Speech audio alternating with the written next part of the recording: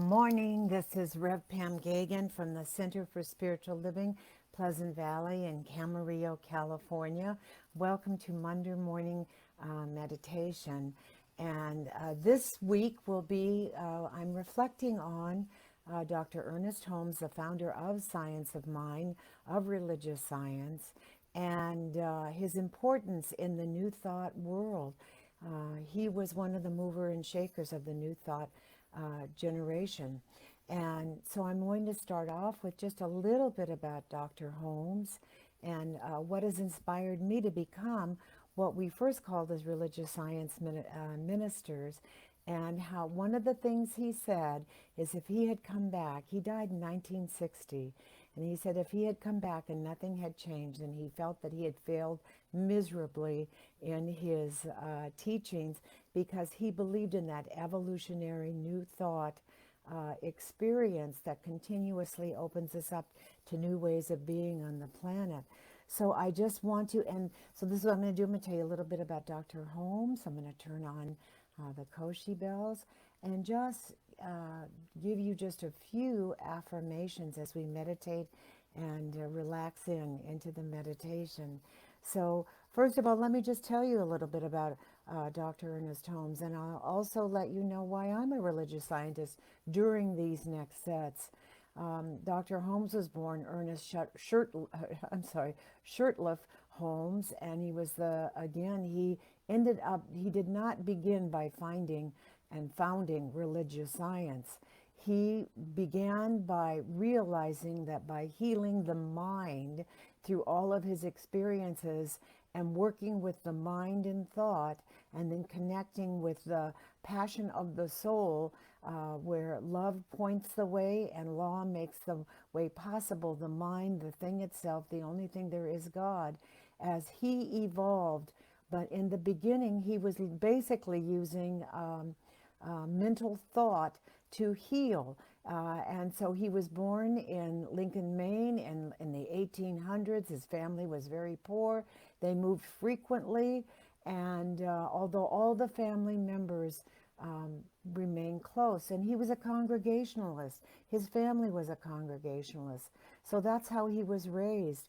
And then because of poverty, he was like 15, he had very little schooling and he had to learn on his own. So he began reading and he became self-educated. And I believe sometimes when we are let go to find our own passions and to search out what we want to know more about and how to function in this world, sometimes instead of someone telling us what to do, when we find it out on our own, that is when the real adventure begins, in that deepest part of our soul. So in his early teens, he found Ralph Waldo Emerson's essays, and in 1907, he accepted one of Emerson's greatest essays, Self-Reliance, and he used it as his guide.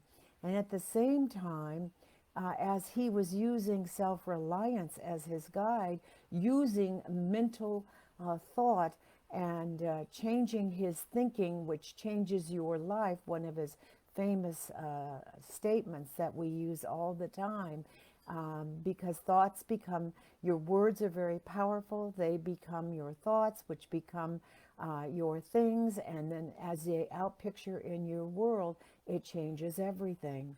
And so during this time, he cured a painful long-term throat ailment, and he found it was totally healed. And so in his search, along with his family, he eventually ended up attending the Christian Science Church. And the concept, which was even more imprinted upon him, of mind as the operative healing agent, became more theistic in Christian Science in that approach. But as he evolved, he realized that Christian Science was not evolving, that it stayed with these principles that were like stuck in stone, and nothing new that came down to awaken us to a deeper meaning and a deeper being in his soul matched. And so he moved in his search during all of this at one point to Venice, California, to be with his brother, Fenwick. They were very, very close. And he and Fenwick wrote together a lot. And Fenwick was major in his Congregationalist church. And so Ernest actually started helping Fenwick in 1914 in his Congregationalist church. And then he found the work of an English New Thought pioneer named Thomas Trord. And Thomas Trord also became one of his greatest teachers through his writings. So as he progressed, in 1915, he gave his first lecture on mental healing. And then a year later, he and Fenwick started a mental healing periodical uplift speaking tour. And many of his clients turned out to be some of his greatest followers, and he began teaching them on how to be mental healing practitioners. And so unlike some other mental healing practitioners, he never hesitated at the time to say, you know, people, when they practice healing and they want healing, when they really heal, they pay money for it. And so usually what he found that when someone paid money for those healing tools and those spiritual tools is when they really used them. So he began to charge for his treatments and encouraged his mental healing practitioners to request payment, usually in gold pieces. So in 1917, he wanted more validation.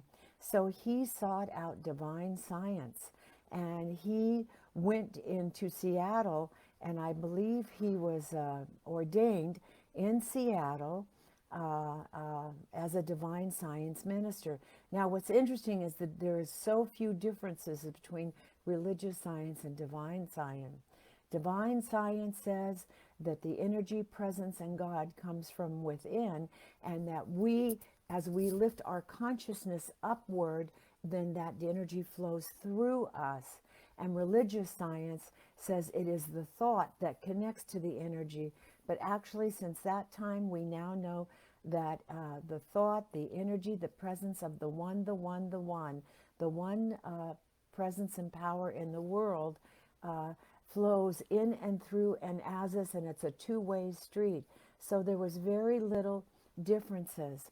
So in 1925, he was charging $25, which was a lot. He started with free courses, and then he was charging $25 for courses. And that sometimes in Los Angeles, he had 1,000 attendants in his classes wanting to learn how to give mental mind treatments. And so as this progressed, eventually he traveled to New York City to study with Emma Curtis Hopkins. And Emma Curtis Hopkins' impact on the development of his religious work was significant.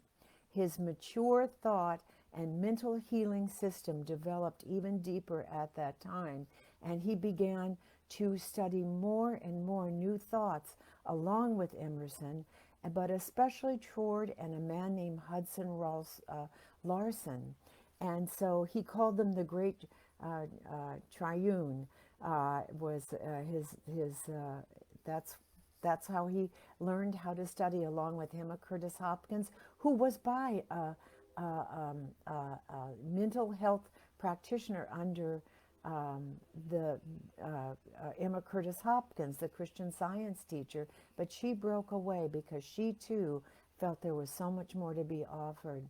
So he eventually ended up establishing the Church of Religious Science, and he did this kicking and screaming all the way.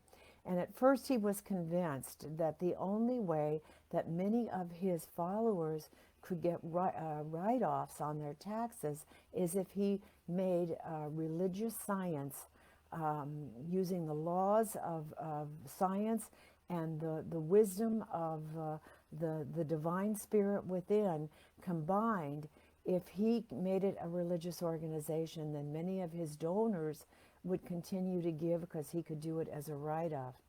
So he began, and it was really interesting. It was really interesting that, first of all, he wrote the textbook, the Science of Mind textbook, this huge textbook. I'll show you a picture of it. I have it in a beautiful form that was given to me by my daughter years and years and years ago.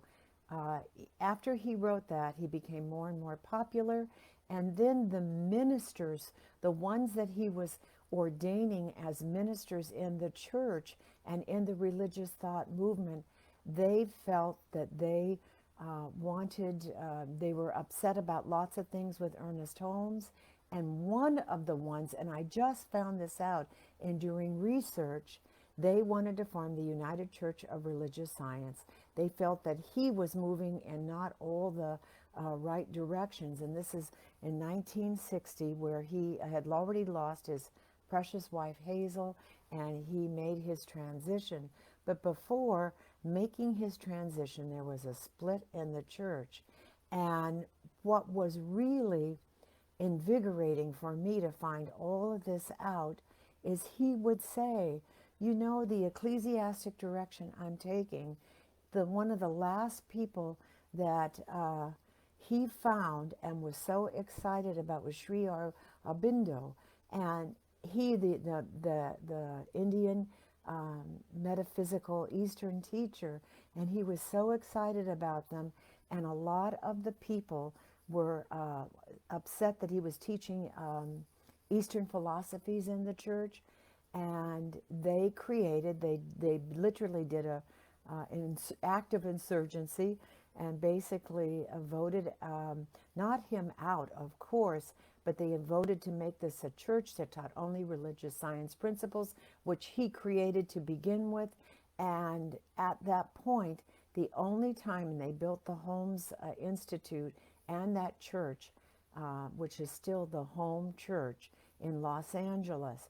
Now, it is interesting, the only time that he stepped foot in that church was to consecrate it, because he felt that religious science as it was no longer reflected his evolutionary thoughts. Something I just learned too, when Elvis Presley died, the only book, or one of the only books he had on his nightstand was the religious science book, textbook that Ernest Holmes wrote. So that was a lot of information again, and that he also left the planet saying we have to be open at the top, to be open to new evolutionary ideas on how to be more compassionate, how to be more wise, how to expand all religions into that fine thread and create that fine thread that has woven through all of the great religions, through all the sages throughout the ages, and that fine thread is love. I call that God. That just summarizes it for me.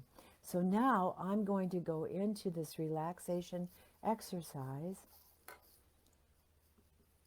and taking all of this wisdom in, and just we're going to relax the body, and then I'm going to turn on the Koshi bells. And then tomorrow I'll actually be starting visualizations and using the wonderful words of Dr. Ernest Holmes to relax in and imprint the wisdom of who he was and the legacy he leaves for all of us. So I'm going to start with just connecting with that source, that one source. I call it God, and feel that as the light in and through and all around us, coming down the head, down the crown, down the third eye, and then just relaxing the cheeks.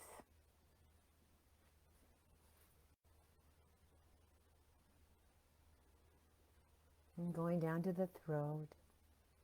And then coming to feel that energy going down the shoulders, and just relax your shoulders, dropping your head.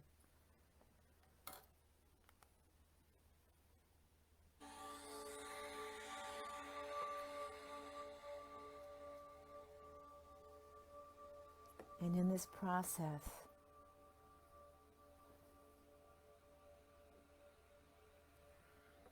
just feeling that energy going all the way down, down, down, down the arms, the upper arms,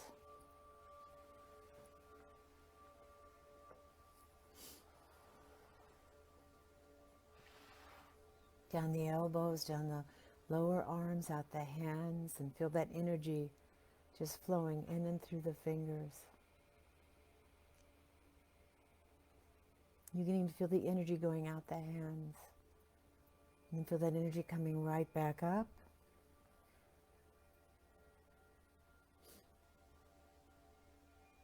Going down the back, vertebrae by vertebrae by vertebrae, opening the heart chakra. Beautiful heart chakra, and I always see the lotus opening up there.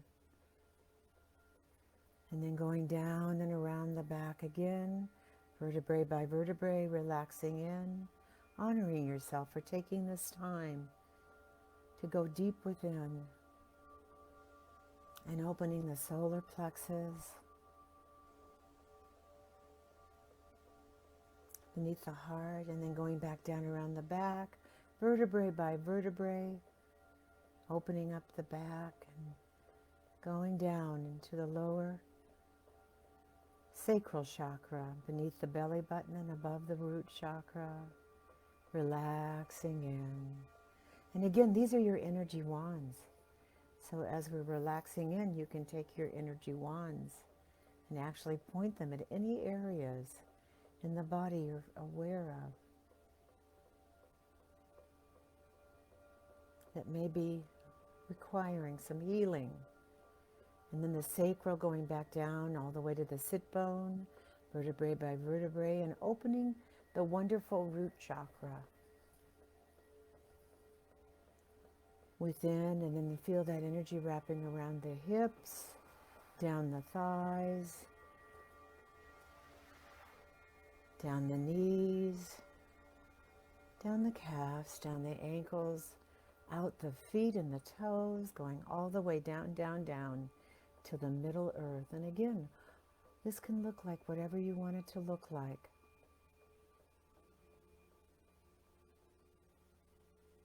And as we connect to that middle earth, maybe tying that light around a tree trunk, or just see it wafting there, settling in, with someone holding it.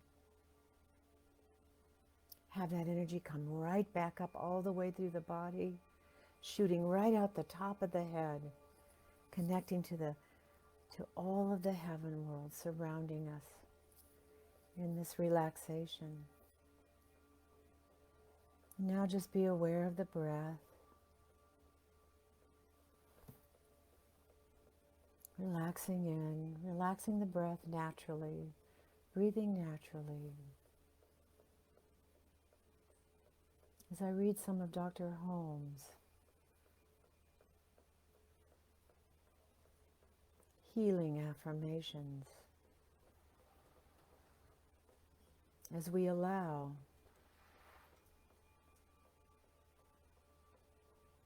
to the passion of the heart, love, to point the way, as we impress in our mind these words as law, the energetic presence that just says yes.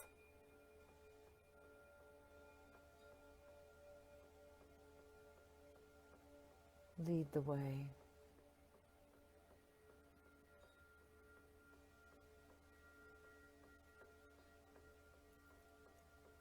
And as I stay in the I am, know that there is only the one, the one, the one, the one present. Presence here, and it is the present. It is in the now. And in this nowness,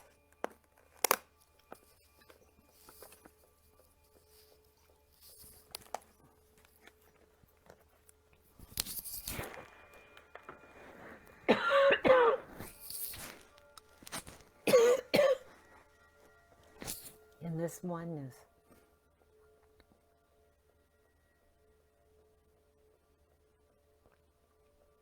as I relax in, I stay in the I am.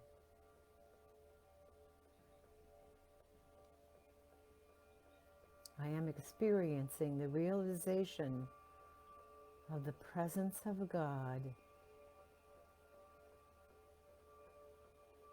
in this most powerful healing moment right now, known to the mind of all, the mind of man, the mind of God, the mind of all. And just sit with that for a moment, embracing that presence within.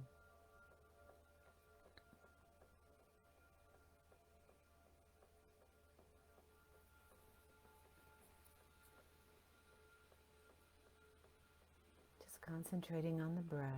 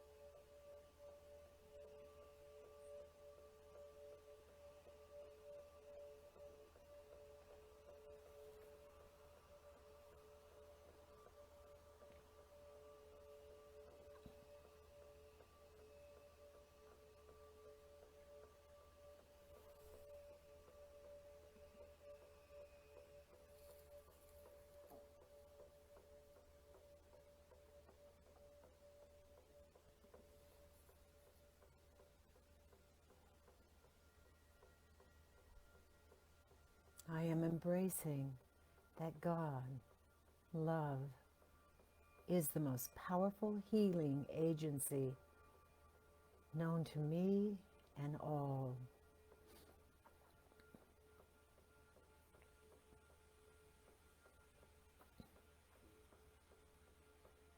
Love points the way, law makes the way possible.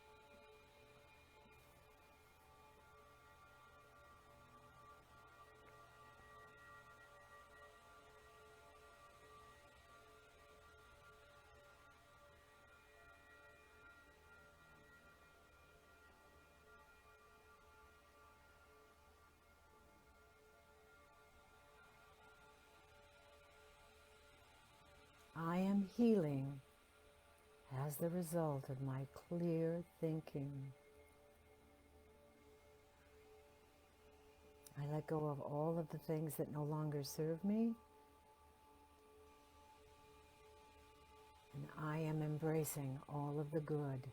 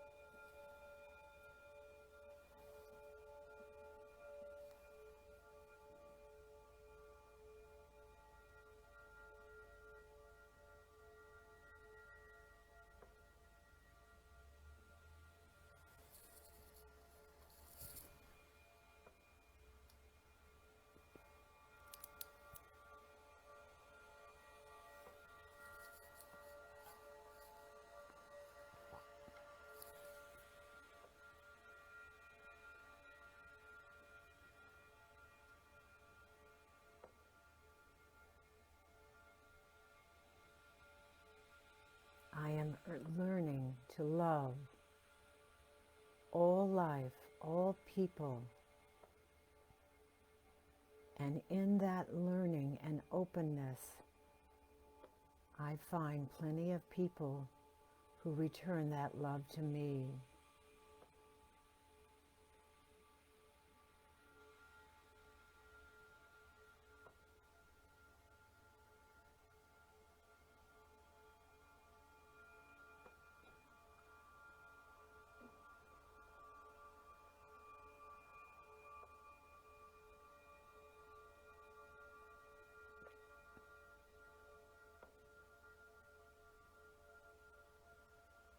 Moment by moment, daily, I am clarifying what my word means to me.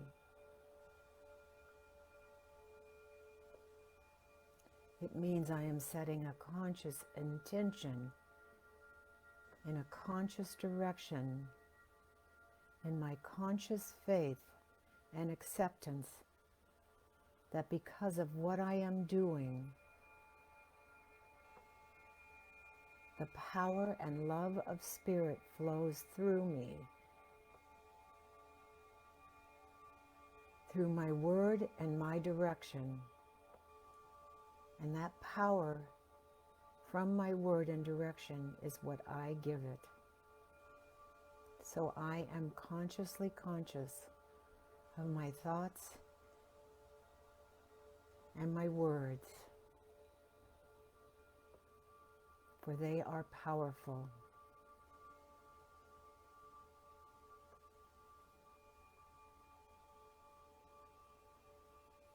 Just breathing in, breathing in.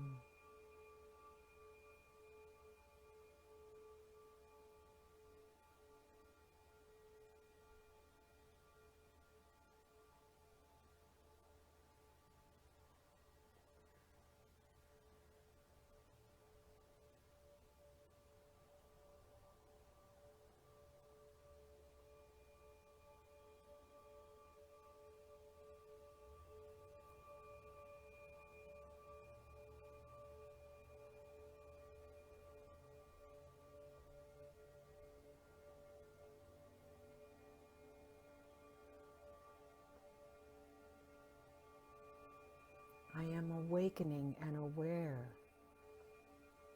that my life is a mirror that reflects back to me what I am thinking.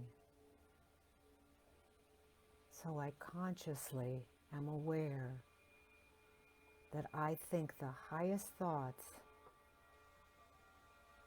and that is what comes back to me in that reflection of perfection.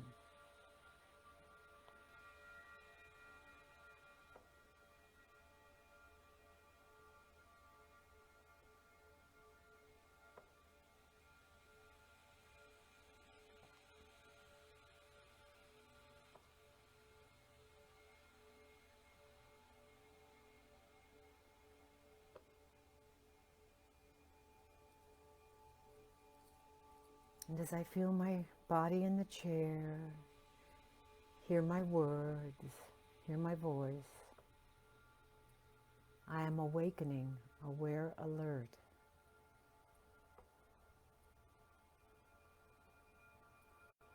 As I open my eyes, it is a whole new beginning, a whole new world, a whole new day.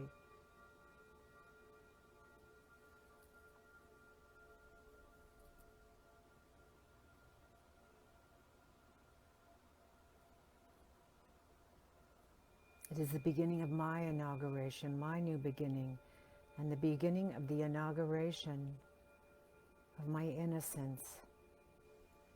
For today is the first day of the rest of my life that I choose to see with the eyes of a child. The beauty, the miracles, the amazing ahas. And I write down my ahas today. For they are the brilliant new light in my life that I choose to become part of. And so as I open my eyes, just when ready, still relaxed and yet energized in this brand new beginning, I am clear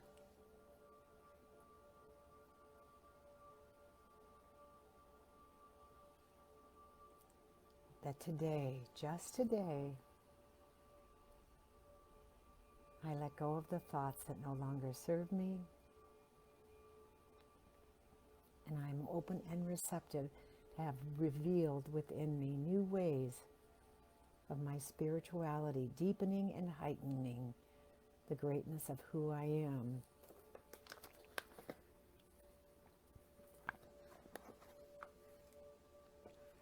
And so I say, peace out, namaste. I love each and every one of you. Have a blessed day, and I'll see you tomorrow.